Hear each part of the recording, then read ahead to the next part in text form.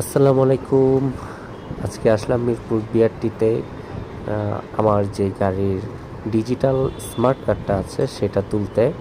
আর হাতে যেই স্লিপটা আছে সেই স্লিপটা মূলত 121 নাম্বার রুমে জমা দিতে হবে। আর 121 নাম্বার রুমটাই আমি খুঁজতেছি। 121 নাম্বার রুম অপোজিটে, মানে ওই জায়গা থেকে অনেকটাই দূরে।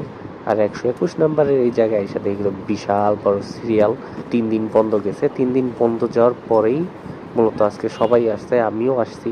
তাই এই হলো আমার স্লিপ। এই স্লিপটা জমা দিতে হবে এই জায়গায়। জমা দেওয়ার পর ওনারা আমাকে একটা টোকেন দেয়। আমি এই টোকেনটা নিয়ে সামনের দিকে আগাচ্ছি ভিড় থেকে ছুটে। এখন আমি যাচ্ছি 120 নাম্বার রুমে। ওনারা বললো 120 নাম্বার রুমে আপনি স্লিপটা জমা দেন। স্লিপটা জমা দেওয়ার পর আপনাকে ওনারা স্মার্ট কার্ড বুঝিয়ে দিবে। আমি 120 নাম্বার রুমে এই কাউন্টার 4-এ আমি আমার স্লিপটা দিলাম। আর এই জায়গায় অপেক্ষা করতেছি, কারণ বললো এই জায়গা থেকেই আমার যে স্মার্ট কার্ডটা সেটা আমি পাবো। আর দাঁড়ায় থাকতে থাকতে আমার নাম ওনারা ডাইকা ফেললো।